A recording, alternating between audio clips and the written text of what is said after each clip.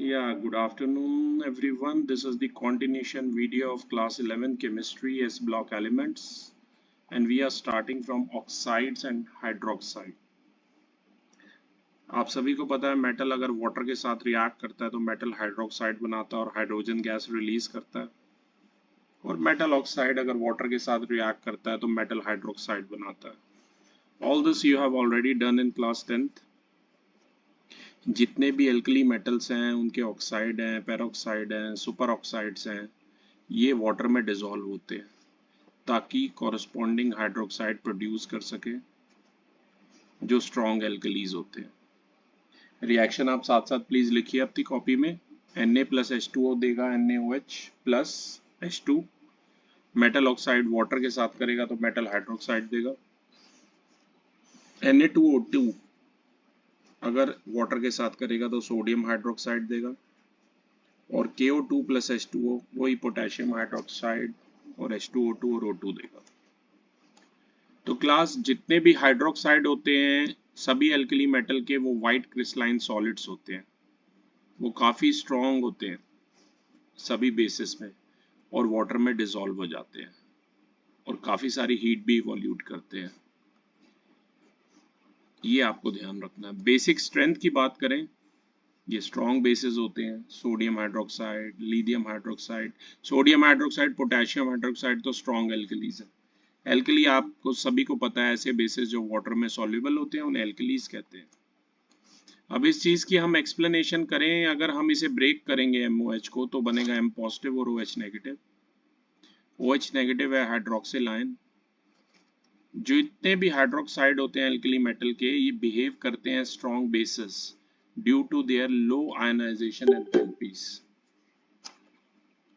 यानी कि जो MO बॉन्ड की मैं बात करूं, MOH को अगर ब्रेक करूंगा तो M पॉजिटिव बनेगा और OH नेगेटिव बनेगा.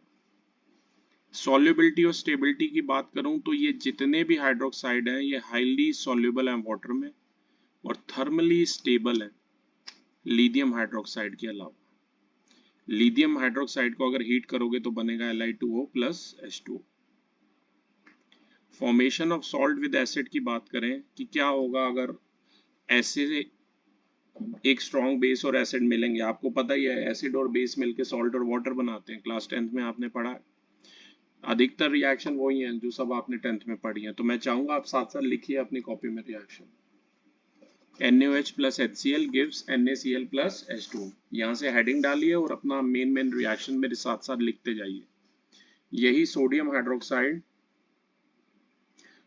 हाइड्रोक्साइड अगर सल्फ्यूरिक एसिड से करेगा तो बनाएगा सोडियम सल्फेट और वाटर बनाएगा. ये ध्यान रखना. बेटर होगा आप मुझे हैलाइड से ज्वाइन करें चैतन्य.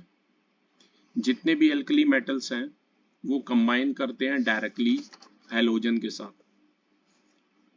उनमें कुछ एप्रोप्रिएट कंडीशंस होती हैं जो हैलाइड बनाती हैं MX.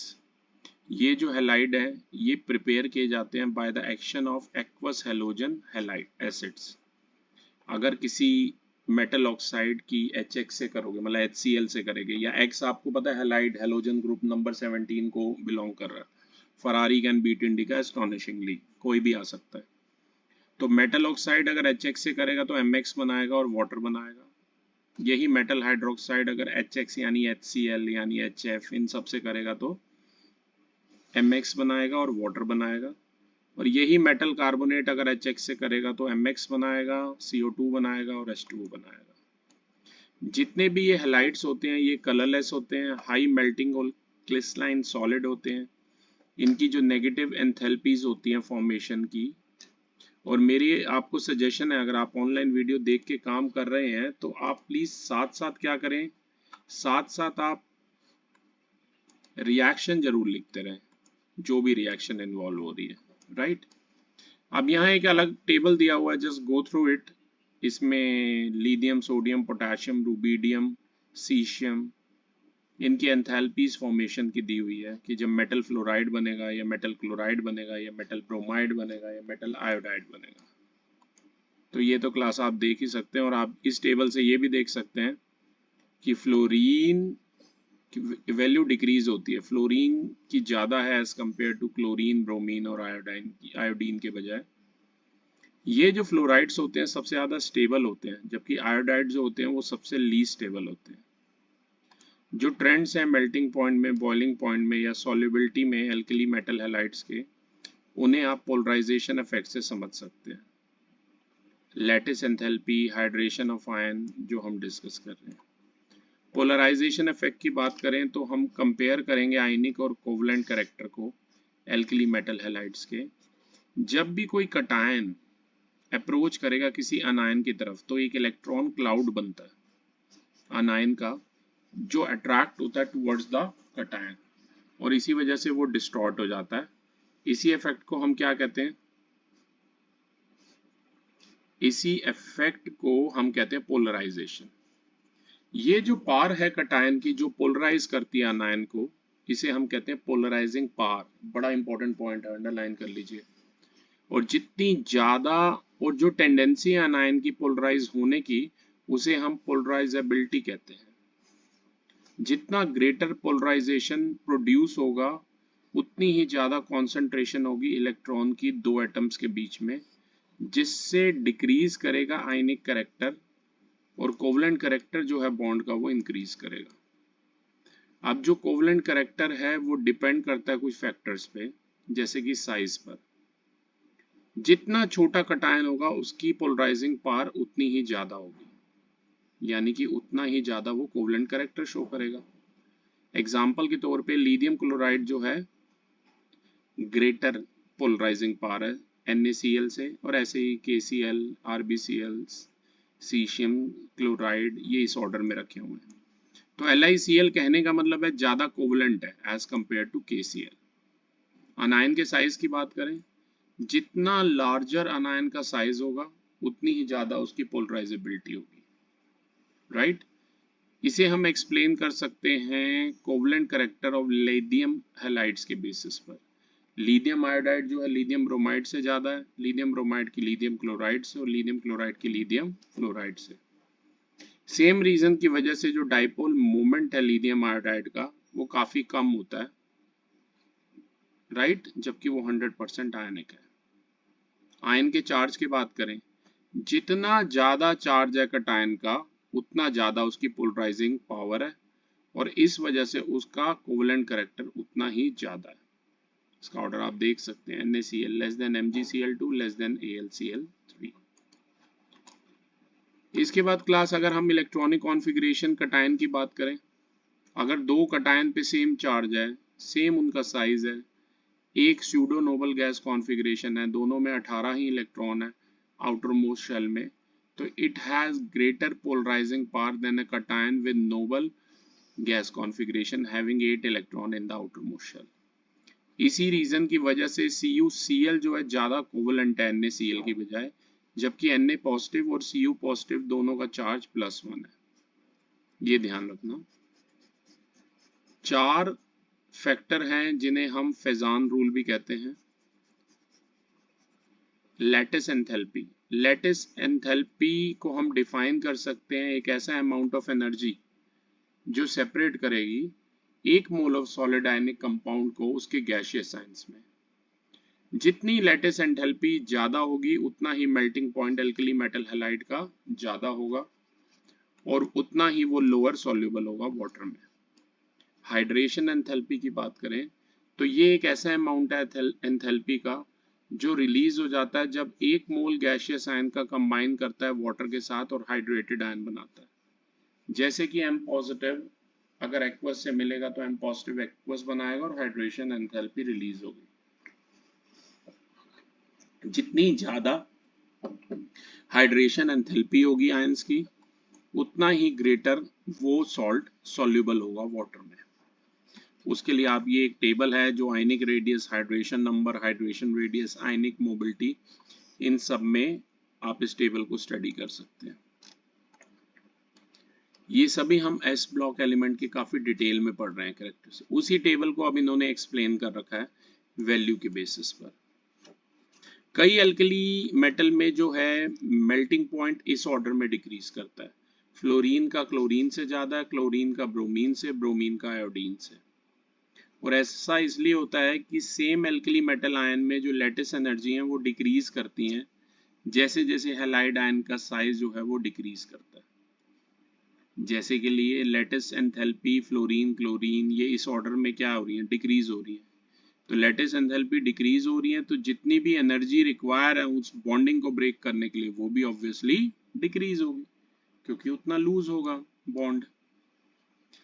सेम हैलाइड आयन की बात करें तो जो मेल्टिंग पॉइंट्स हैं लिथियम हैलाइड्स के वो लोअर है as compare to sodium halides, इस वजह से वो डिक्रीज करते जाती हैं। इसके बाद क्लास हम बात करेंगे सॉल्ट्स ऑफ ऑक्सो एसिड्स की। जितने भी एल्कली मेटल हैं वो अधिकतर इलेक्ट्रोपॉजिटिव हैं, इस वजह से जो उनके हाइड्रोक्साइड हैं वो काफ़ी स्ट्रॉन्ग बेसिस होते हैं और वो सॉल्ट बनाते हैं सभी ऑक्सो एसिड्स के साथ। ऑक्सो एसिड वो होते हैं जिसमें एसिडिक प्रोटॉन जो है हाइड्रोक्सिल ग्रुप में लाई करता है, जैसे कि एग्जांपल है H2CO3, H3PO4, H2SO4, HNO3 या HNO2। ये जनरली वाटर में सॉल्युबल होते हैं और स्टेबल होते हैं हीट के टूवर्ड्स।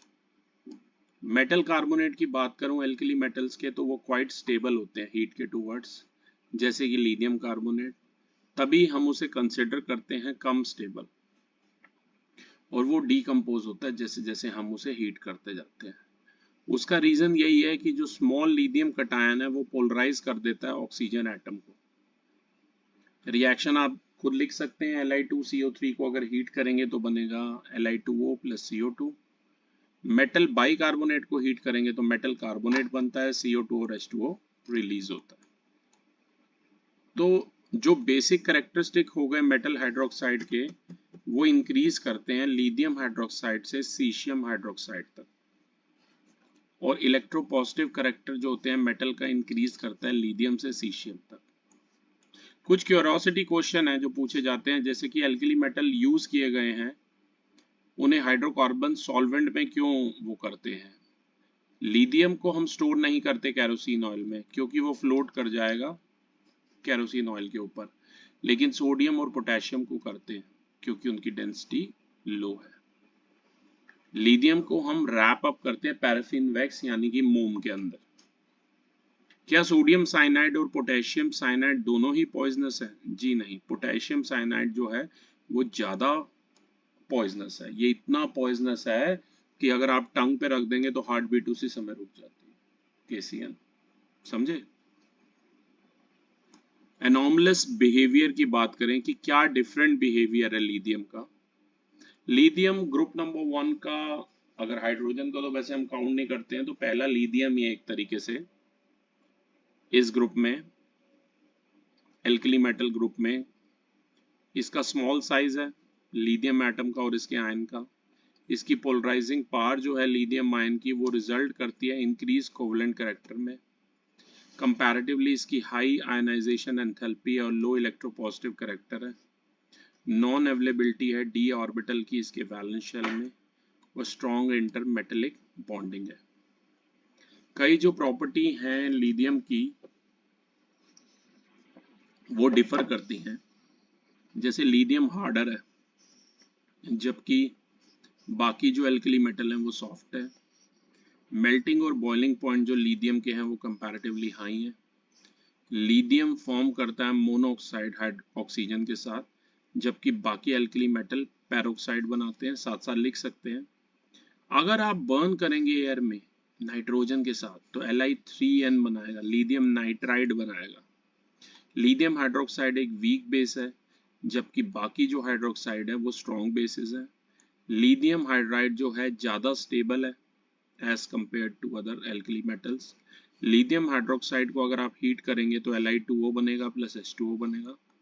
लिथियम कार्बोनेट को अगर आप हीट करेंगे तो Li2O और CO2 बनेगा। लिथियम बाइकार्बोनेट सॉलिड नहीं बनाता है, ये एक्सिस्ट करता है एक सॉल्यूशन में, जबकि एल्कली मेटल जो है वो सॉलिड बाइकार्बोनेट बनाता है।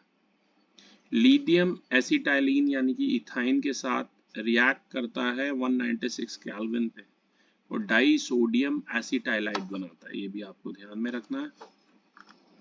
और भी रिएक्शन है, लिथियम को अगर हम कार्बन के साथ हीट करते हैं तो भी डाई लिथियम एसिड हैलाइड बनाता है, लिथियम नाइट्रेट को हीट करते हैं तो लिथियम ऑक्साइड NO2 और O2 बनाता है, सोडियम नाइट्राइड को हीट करते हैं तो NaNO2 और O2 बनता है।